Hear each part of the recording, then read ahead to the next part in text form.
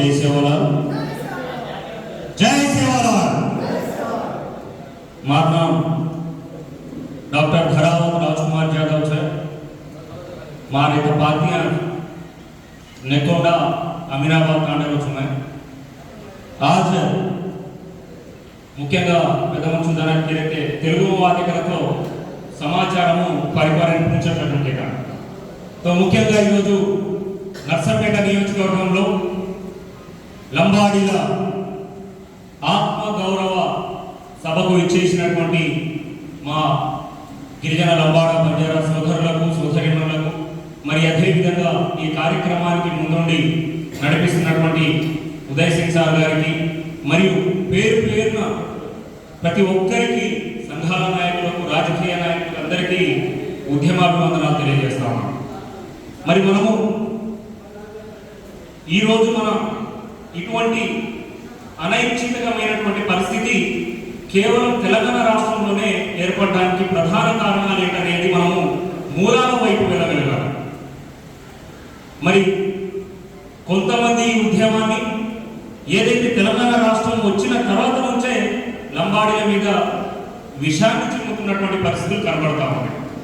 మరి తెలంగాణ వచ్చిన తర్వాత రాజుకున్నటువంటి 3-4 సంవత్సరాల తర్వాత 2017లో కొంతమంది ప్రోద్బలంతో రాజకీయ వ్యక్తిగత స్వార్థ ప్రయోజనాలతో ఆదిలాబాద్లో నిప్పంటుకుంది।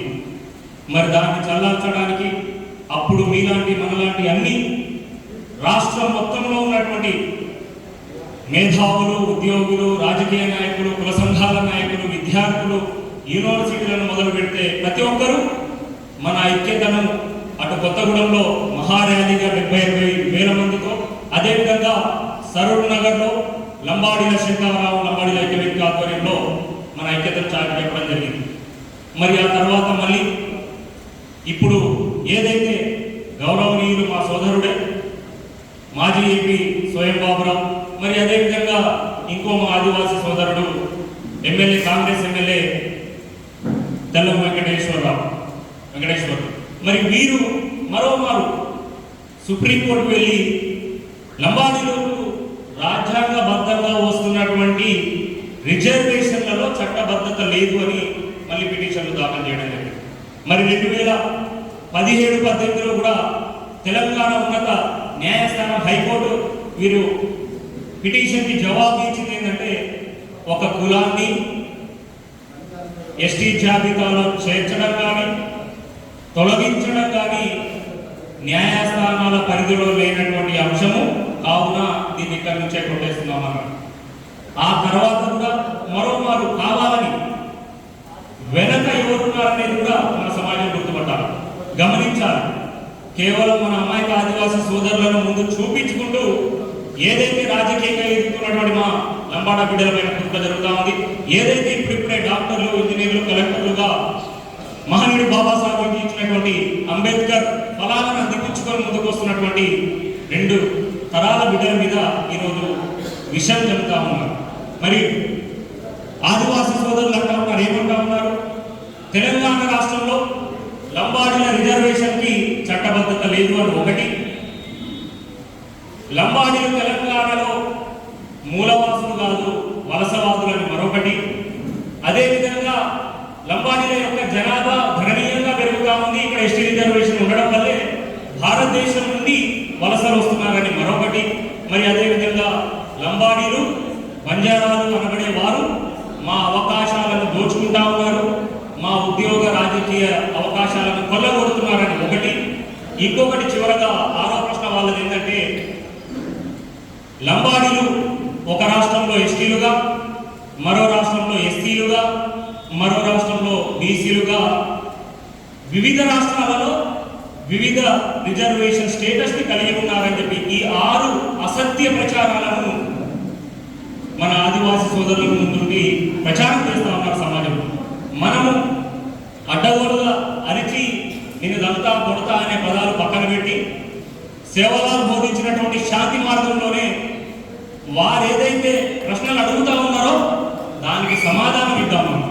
ఆ సమాధానం ఇస్తే సుప్రీంకోర్టు కూడా అర్థం చేసుకుంటుంది, తెలంగాణ రాష్ట్రంలో ప్రజాస్వామిక వాదులు కూడా అర్థమయ్యే విధంగా మనం తెలుగులోనే చెప్తాం. అయితే మొదటి ప్రశ్న, లంబాడీల రిజర్వేషన్కి తెలంగాణ రాష్ట్రంలో చట్టబద్ధత లేదు అని. ఈ నర్సంపేట వేదికగా లంబాడీల ఆత్మగౌరవ సాక్షిగా తెలంగాణలో ఉన్నటువంటి ముఖ్యంగా ఈ నిజాం ప్రాంతంలో ఉన్నటువంటి లంబాడ బిడ్డలకు చట్టబద్ధత ఉంది అని చెప్పేసి భారత రాజ్యాంగము ఏదైతే 20 సెప్టెంబర్ 1976 వెలువడినటువంటి గెజెట్ చెప్తా ఉంది. మరి 1976లో కొత్తగా చేర్చబడింది అని చెప్పేసి మళ్ళీ నిన్న కొంతమంది మా ఆదివాసీ ఉద్యోగ సంఘాల నాయకులు మాట్లాడుతూ ఉన్నారు. 1976లో లంబాడీలను, బంజారాలను, సుగాలీలను కొత్తగా చేర్చలేదు, కొత్తగా గుర్తించలేదు. ఏదైతే తెలంగాణ రాష్ట్రంలో భారతదేశానికి స్వతంత్రం రాకముందే ఏముంది, ఈ ప్రాంతమంతా నిజాం సామ్రాజ్యము, నిజాం దేశము, హైదరాబాద్ సంస్థానం. మరి ఆ నిజాం వ్యవస్థలోనే ఈ హైదరాబాద్ సంస్థానంలో, దేశంగా ఉన్నటువంటి ఈ సంస్థానంలోనే ఏం జరిగింది, 1931లో జనగణన జరిగింది. ఈ 1931 జనగణనలో అప్పుడే లంబాడీలు, సుగాలీలు ఉన్నారని చెప్పేసి, బంజారాలు ఉన్నారని చెప్పేసి ఎవరు చెప్తా ఉన్నారు? భారతదేశానికి స్వతంత్రం రాక పూర్వమే నిజాంల జనగణనలోనే ఈ నిజాం ప్రాంతంలో ఉన్నటువంటి లంబాడీలు ఎస్టీలుగా గుర్తించబడ్డటువంటి నిజాంల జనగణన మేము చూపిస్తా ఉన్నాం. మరి 1931లో 3,466 మంది లంబాడా బంజారా బిడ్డలు ఈ నిజాం ప్రాంతంలో ఉన్నారు. మరి 1941లో 4,04,614 మంది ఎస్టీలుగా నిజాం ప్రభుత్వమే ఈరోజు లంబాడీలను, బంజారాలుగా ఎస్టీలుగా గుర్తించింది. మరి మీరు ఏదైతే అసత్య ప్రచారం చేస్తా ఉన్నారో దానికి 2 సమాధానాలు దొరికినాయి కదా. 1976 కంటే ముందు కూడా లంబాడీలు ఎస్టీలుగా ఉన్నటువంటి నిజాం జనగణన చెప్తామని, 1976లో కొత్తగా గుర్తించలేదని చెప్పేసి మేము ఈ సభాముఖంగా చెప్తాము. మరి 1976లో ఏ విధంగా మళ్ళీ వచ్చింది? ఏదైతే భారతదేశానికి స్వతంత్రము 15 ఆగస్టు 1947న స్వతంత్రం వస్తే భారతదేశంలో ఉన్నటువంటి రాజ్యాంగము నిర్మించిన తర్వాత రాజ్యాంగం అమలు ఎప్పుడు వచ్చింది భారతదేశంలో? 26 జనవరి 1950. మరి 1950 నాడు ఈ 3 సంవత్సరాలు జరిగిన ఏదైతే గౌరవ ప్రొఫెసర్ సీతారాం నాయక్ గారు చెప్పినట్టుగా ఆ 3 సంవత్సరాలు జరిగిన తదుపరి విషయాలు, ఆ అంతర్గత విషయాలలో భారత పార్లమెంట్ నుంచి కావచ్చు, రాజ్యాంగ నిర్మాణం నుంచి కావచ్చు, మనల్ని కూడా అడగడం జరిగింది. ఎవరెవరిని, వివిధ రాష్ట్రాలలో ఎవరెవరు ఎక్కడెక్కడ ఎస్టీలుగా ఉన్నారు, ఎస్సీలుగా ఉన్నారు గుర్తించి లెక్కలు పంపించండి అని చెప్పి. మరి 1947లో ఈ నిజాం ప్రాంతంలో ఉన్నటువంటి హైదరాబాద్ సంస్థానం భారతదేశంలో కలవలేదు. అర్థమైందా? విలీనం కాలేదు. వాళ్ళు లెక్కలు అడిగినప్పుడు, ఏదైతే భారతదేశ పార్లమెంటరీ చట్టం వాళ్ళు అడిగినప్పుడు, మేమున్నటువంటి లంబాడా ఈ ప్రాంతము భారతదేశ స్వతంత్రానికి వ్యతిరేకంగా అటు పాకిస్తాన్లో కలవలేదు, ఇటు భారతదేశంలో కలవలేదు. కాబట్టి మేము ఆ రోజు లెక్కలో రాలేదు. మా గురించి చిట్టాపత్రులు పంపించేవాడే లేడు. ఎందుకంటే మేము భారతదేశంలో కలవని చెప్పి నిజాంలో అప్పుడు వెనుదిరిగినటువంటి పరిస్థితి. మరి ఆనాడు ఆ జరిగినటువంటి చిన్న లోపం వల్ల 1950 జనవరి 26న లంబాడీలకు రావాల్సిన రిజర్వేషన్లు 1976 లంబాడీలకు వచ్చింది. అది కూడా సుదీర్ఘమైనటువంటి, పక్కన మా తెలుగు రాష్ట్రాలలో భాషా సంయుక్త రాష్ట్రాల యొక్క నవంబర్ 1, 1956 నాడు తెలంగాణ అటు ఆంధ్ర రాష్ట్రాన్ని కలిసి ఆంధ్రప్రదేశ్గా వచ్చిన నాడు వారికి వచ్చినటువంటి ఎస్టీ హోదా, సోషల్ స్టేటస్ ఏదైతే ఉందో తెలంగాణలో లేదు. అరే ఇంత అన్యాయం ఏంది? అక్కడున్న నా అన్నతమ్ములకి, నా చుట్టాలకి, నా మామ, నా అత్తకేమో ఎస్టీ రిజర్వేషన్ ఉంది. భారతదేశానికి రాజ్యాంగం నిర్మాణం రాకముందు, భారతదేశానికి స్వతంత్రం రాకముందు తెలంగాణలో మేము ఎస్టీలుగా ఉన్నాం. మరి ఇప్పుడు వచ్చిన కొత్త రాజ్యాంగంలో మాకు ఎస్టీ లేదని చెప్పేసి రమణీబాయి, మన దాది వాఘ్యా నాయక్, స్వామి నాయక్, అమర్ సింగ్ కిలావత్, ధరావత్ రవీంద్ర నాయక్, వీరి యొక్క పోరాటము. అక్కడ ఏదైతే రవీంద్ర నాయక్ మనం చెప్తా ఉన్నాడు, నేను ఎంబీబీఎస్కి అప్లై చేస్తే పక్కన ఉన్న నా సోదరుకేమో ఎస్టీలో ఎంబీబీఎస్ సీట్ వచ్చింది, నాకు ఎస్టీలో నువ్వు లేవు అని చెప్పేసి లెటర్ ఇచ్చిందని చెప్పగానే ఆయన షాక్ అయి ఇట్లెట్లుంటుందని చెప్పేసి ఆ మూమెంట్ని ఉధృతం చేస్తే ఆ 26 సంవత్సరాల సుదీర్ఘ పోరాటంలో 1967 అప్పటి ప్రధానమంత్రి ఇందిరాగాంధీ గారు అసలు ఇది ఏం జరుగుతుంది, దీని మీద ఒక సుదీర్ఘమైనటువంటి అధ్యయన కమిటీని ఏర్పాటు చేయండి అని చెప్పి గౌరవనీయులైనటువంటి అనిల్ కే చందా ఆధ్వర్యంలో ఒక కమిటీ వేసింది. ఏ కమిటీ అది? జాయింట్ పార్లమెంటరీ కమిటీ వేసింది. ఆ పార్లమెంటరీ కమిటీలో అప్పటి భారతదేశంలో గెలిచినటువంటి పార్లమెంట్ సభ్యులు ఎంపీలు 33 మంది ఎంపీలు ఉన్నారు. 33 మంది ఎంపీలతో కూడినటువంటి జాయింట్ పార్లమెంటరీ కమిటీని వేసి సుదీర్ఘకాలంలో అధ్యయనం చేసి భారతదేశంలో ఎటువంటి సమస్యలు ఎక్కడెక్కడ ఉన్నాయి, ఎవరికి ఏం అన్యాయం జరగకూడదు, ఒకే ప్రాంతంలో ఉన్నటువంటి భాష వేష వారి ఆచార వ్యవహారాలు ఏకంగా ఉన్నటువంటి వారిని ఒకే రిజర్వేషన్లో పెట్టండి. మరి ఆ కమిటీ యొక్క అనిల్ కే చందా కమిటీ యొక్క తీర్మానం 22 సార్ల అధ్యయనం తర్వాత 33 మంది పార్లమెంటరీ చర్చల తర్వాత రాష్ట్రపతి ఆమోద ముద్ర వేయబడ్డదే ఈ 1976 లంబాడీలను చట్టబద్ధంగానే రిజర్వేషన్లో కలిపారనే దానికి మేము ఈ నర్సంపేట సాక్షిగా సమాధానం ఇస్తాము. మరి అడ్డగోలుగా ఏది పడితే అది మాట్లాడుకుంటూ మా వారిని కించపరుస్తూ వలసవాదులు అని చెప్తా ఉన్నారు. ఇంకో క్వశ్చన్, నిజంగా లంబాడ బిడ్డలు వలసవాదులా? ఈ తెలంగాణ ఆంధ్ర రాష్ట్రంలో ఉన్నటువంటి తెలుగు బంజారా లంబాడ బిడ్డలు సుగాలీలు వలసవాదులే అయితే అక్కడ 7 కొండల సాక్ష్యంగా కనబడతా ఉన్నది. శ్రీకృష్ణదేవరాయల కాలం నాటి నుండే అక్కడ ఉన్నటువంటి 7 కొండల తిరుమల తిరుపతి దేవస్థానానికి మొట్టమొదటి ఈవోగా ఆలయ పాలనాధికారిగా చేసింది లంబాడీలు మా హతిరామ్ బాబాజీ. మొట్టమొదటి ఈవో దేవుడితోనే ఆటలాడి పాచికలాడి తననే మైమరిపించి ఈ లంబాడీలు పెట్టినటువంటి కలియుగ వెంకటేశ్వర స్వామికి నామకరణం చేసింది బాలాజీ అని ఈ లంబాడీలు. మరి చరిత్ర కనబడతా ఉందా? 7 కొండలైతే మాయం కాలేదా? బాలాజీ పేరు కనబడతా ఉందా? హతిరామ్ బాబాజీ సాక్ష్యం కనబడతా ఉందా? ఎన్ని సంవత్సరాలు భారతదేశానికి స్వతంత్రంగా రాజ్యాంగం రాకముందు నుంచే లంబాడీలు తెలంగాణ ఆంధ్ర ప్రాంతంలో ఉన్నారు. మరి అదేవిధంగా మా సేవలాల్ మహారాజ్ 1939 ఇదే అనంతపూర్లో సేవాగఢ్లో జన్మ తీసుకున్నాడు. అదే సేవలాల్ మహారాజ్ కనబడతా ఉన్నారు. తెలుగు రాష్ట్రాల నుంచే ఉన్నాడు కదా. సరే, తెలంగాణ ఆంధ్ర, ఇప్పుడు తెలంగాణలో చూద్దాం. తెలంగాణలో 1724లో నిజాం సామ్రాజ్యంలోనే జంగీ భంగి, భగవాన్ దాస్ ముఖ్య అను వీర సైనికులు, పోరాట యోధులు వారి వస్తు రవాణా సామాగ్రి ఆయుధాలు చేరువెట్టుకు చూసి అప్పుడు ఉన్నటువంటి నిజాంలు అరే ఇంత మంచి సహకారం అందించే మంచి బుద్ధిజీవులు అందరికీ ఎవరికి పాపం కలిగించినటువంటి వారిని మనము యుద్ధం చేయకూడదు, వారిని మనతో కలుపుకొని మనమే ఇక్కడ తీర్మానం చేసి ప్రమాణాలను ఇచ్చినటువంటి పరిస్థితులు కనబడతా ఉంది. ఏమది? ఆ నిజాంలే బంజారాలను లంబాడీలను గుర్తించి 17వ శతాబ్దంలోనే బంజారా హిల్స్ నామకరణంగా ఈరోజు మనకు రాసిచ్చినటువంటి పరిమాణాలు కనబడతా ఉంది. మరి అదే 17వ శతాబ్దంలో గోల్కొండ ఖిలా మీద మీకంటూ ఒక ప్రత్యేకమైనటువంటి రవాణా మార్గాన్ని మీరే చూసుకోండి. దీనికి ఈ బంజారా గోల్కొండ ఖిలా ఉన్నటువంటి 4 దర్వాజాలలో ఒక దర్వాజాకి బంజారా దర్వాజాని నామకరణం చేసి ఇప్పటికి కూడా అది సాక్ష్యం కనబడుతూ ఉంది. మరి అదేవిధంగా మహారాజ్గంజ్ ఇటు చూస్తే తెలంగాణ రైతాంగ సాయుధ ఉద్యమం తెలంగాణ తండాలో పుట్టింది. మరి తండాలు ఏంటి, ఎక్కడ పుట్టింది ఉద్యమం? జాటో భాను నాయక్ ఎవరు, స్వామి నాయక్ ఎవరు?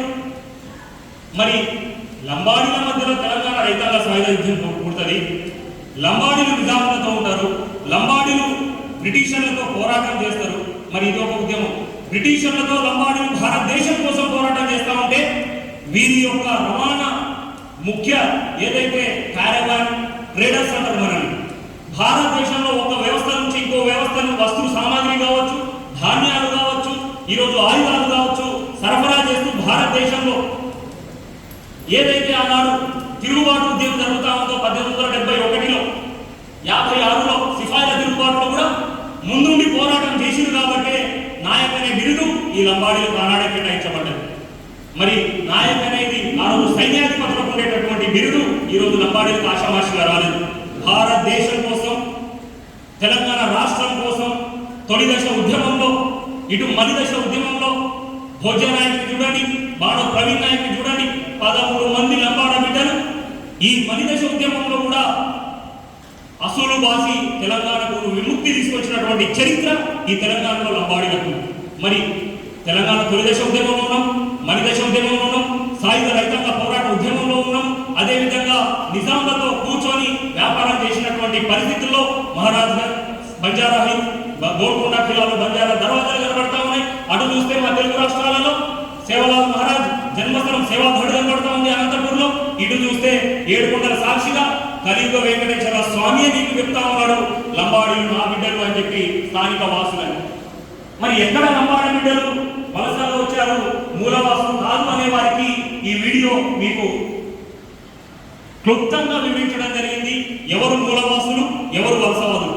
ఏదైతే భారతదేశ ప్రధానమంత్రి ఈ రోజు అంటా ఉన్నారు, భారతదేశానికి వెన్నుముకగా భారత్ బంజారాలని చెప్పేసి ప్రధానమంత్రి ఒకవైపు అంటా ఉన్నాడు.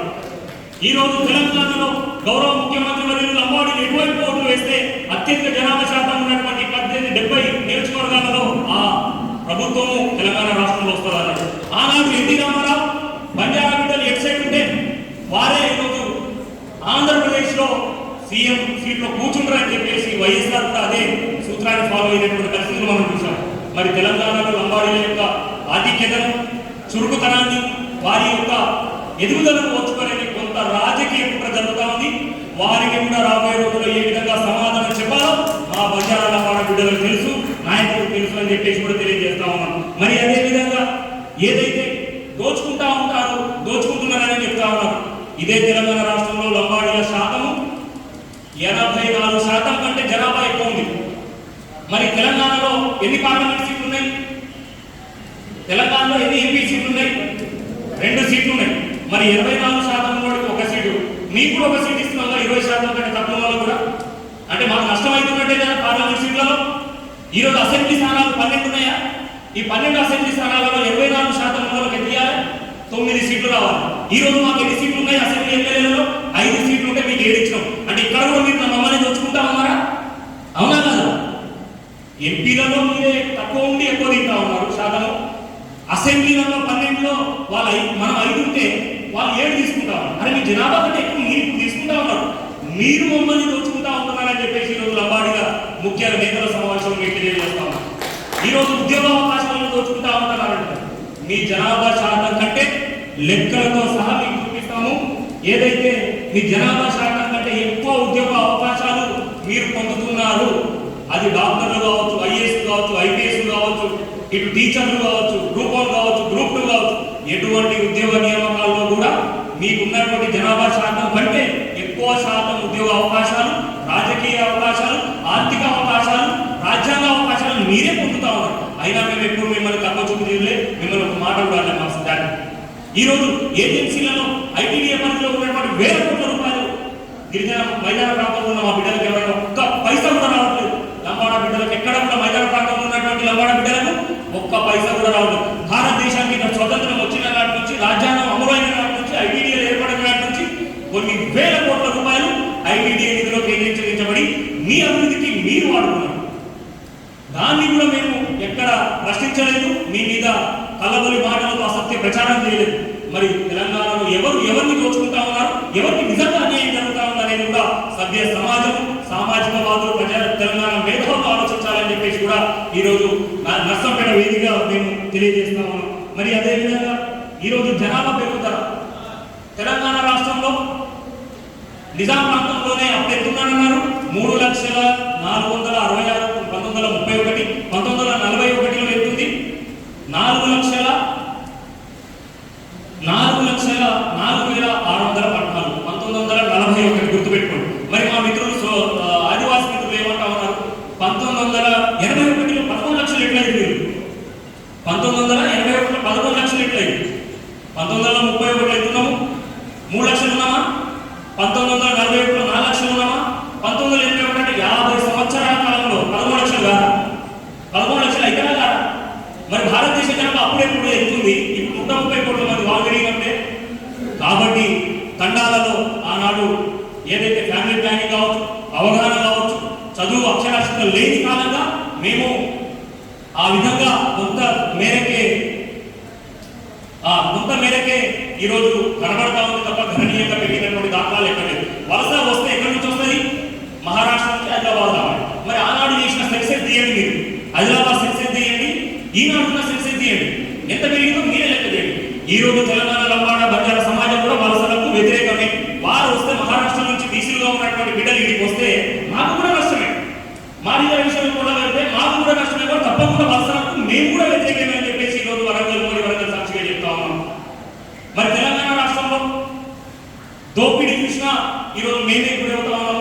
ఈరోజు తండాలను చూడండి, దేవరకొండ చూడండి, ఇటు మురుగు చూడండి, అటు మిర్యాలగూడ చూడండి, మెదక్ చూడండి, అల్లాబాద్ చూడండి. పుట్టిన బిడ్డ కూడా అన్నం పెట్టుకోలేని పరిస్థితిలో, అమ్ముకుంటున్నటువంటి దుస్థితిలో కేంద్ర రాష్ట్ర ప్రభుత్వాల అధ్యయనంలో లంబాడి బిడ్డలను అమ్ముకుంటున్నారని ఒకవైపు అంటా ఉంటే, మరోవైపు లంబాడీలు బాగుపడ్డారని చెప్పి దుష్ప్రచారం మరోవైపు చేస్తా ఉన్నారు. కాబట్టి అసత్య ప్రచారాలను ఎవరు ప్రచారం చేసినా గౌరవ ముఖ్యమంత్రి వర్యులు రేవంత్ రెడ్డి గారికి మా లంబాడ సామాజిక వర్గం నుంచి ఒక చిన్న విన్నపం. ఏదైతే గౌరవ సుప్రీంకోర్టు ఉన్నత న్యాయస్థానం అడిగినటువంటి రిజైనర్కి లంబాడీలు చట్టబద్ధంగా ఉన్నారా లేదా, ఉంటే ఎటువంటి ఆధారాలతో ఇవ్వాలనే దాని మీద రిప్లై ఇవ్వండి. మరి అదేవిధంగా కావాలని ఏదైతే కాంగ్రెస్ ప్రభుత్వంలో ఉన్నటువంటి సోయం బాబురావు గారు, మరి అదేవిధంగా తెల్లం వెంకటరావు గారు, వెంకటేశ్వర్లు గారు ఏదైతే కావాలని చిచ్చు పెడతా ఉన్నారో, ఈ అనైక్యతకి, ఈ అల్లకల్లోలాలకి, ఈ ప్రజాస్వామిక కార్యకలాపాలకి వెంటనే మీరు స్పందించి వారిని పార్టీ నుంచి బహిష్కృతం చేయండి అని చెప్పేసి కూడా డిమాండ్ చేస్తా ఉన్నాం. లేదంటే మేమే చేపిస్తున్నామని ఒప్పుకోండి. మీరు చేపిస్తున్నారా లేదా మీరు చేపించకపోతే పార్టీ నుంచి వెంటనే వారిని బహిష్కరించండి అని చెప్పేసి కూడా తెలియజేస్తా ఉన్నాం. ఒకవేళ మీరే చేపిస్తున్నారంటే చెప్పండి, మా కాంగ్రెస్ ప్రభుత్వమే ఆనాడు ఇచ్చింది, ఈరోజు తీసుకున్నామని చెప్పేసి మీరే ఒప్పుకోండి. అప్పుడు లంబాడి సమాజంలో మేము చేయాలి, మేము కూడా తీర్మానం చేసుకొని ముందడుగు వేస్తామని తెలియజేస్తూ, ఈ అవకాశం ఇచ్చినటువంటి మా బిడ్డలకి పేరు పేరున ఉద్యమాలు తెలియజేస్తూ, జై లంబాడ, జై బంజారా, జై తెలంగాణ, జై భారత్.